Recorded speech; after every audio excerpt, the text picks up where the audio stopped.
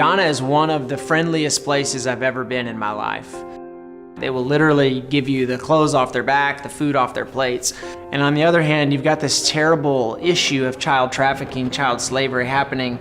How do those two things live together? Chris Field is the founder of the Mercy Project, a not-for-profit organization that is doing its part to stop child slavery in Ghana. It's a daunting challenge. Nearly 7,000 children are enslaved in the fishing industry on Lake Volta alone. They come from very poor families, no education, lack of opportunity. They can hardly feed their kids, and they're just so unsure and overwhelmed that they don't know what to do. Many families end up selling or trading their children to a fisherman for as little as $20 or even a chicken. Hoping against hope, really, maybe life will be better for the kids there. And if not, at least they'll have a little food from the fish they catch, and maybe the opportunity to at least learn a skill. Instead, what they get is the opportunity to work 12 to 14-hour days in the hot sun, pulling in heavy nets of fish. It's a very difficult life, and worst of all, there's no future. They grow up not being able to speak English, not being able to go to school, not being able to learn the things they would need to get any other kind of job. Unfortunately, the one way they know how to fish is the one way where children are the most helpful. They catch tilapia in fine gill nets. And it's a very sticky net that as soon as the gills of the fish hit it, they stick. Well, as soon as you pull the fish off, it rips the net, it tears the net. Well, the best hands for sewing those nets back together are tiny little hands of kids.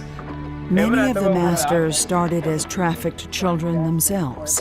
And when they got to be adults, they did the only thing they knew how and the only thing they had ever seen. They buy children to work for them. So what Mercy Project's doing is trying to break this vicious cycle of poverty. We don't want you to be confused that that's why we've come today. They start by asking the communities to become their partner.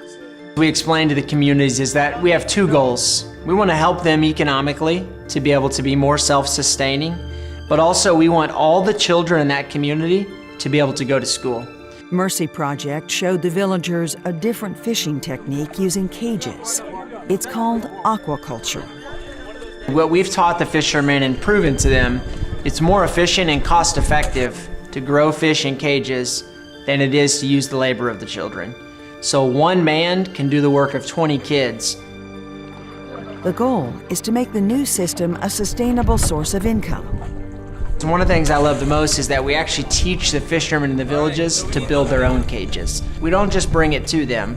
We bring the supplies and we show them how to do work themselves. Each cage holds 10,000 baby fish. One cage of these fish, when we harvest them at 6 months, can make thousands of US dollars, which can be shared by a community of 100 or 200 people. And because the fishermen are excited about the cages, because it's something that they've bought into, they voluntarily release the kids, which is a really important part of our process. We like to say the fishermen get to go on a journey from shame to pride. Over the past 5 years, Mercy Project has rescued and reunited 80 children with their families, changing their future forever. We have kids in our program that we've rescued who want to be medical doctors. We have kids who want to be policemen. We have kids in our program who are already seamstresses, who want to do all of these incredible things that they never thought possible. Mercy Project hopes to rescue another 40 to 50 this year. The winnings from the Norman Borlaug Humanitarian Award will give a dozen of those children a new future. We have kids ready. We have a village ready. We just need money. And for Vizient to say, we believe in that vision, we believe in the good you're doing in the world, let us be your partner in that rescue. That's an incredible opportunity for us. Yo lo que me la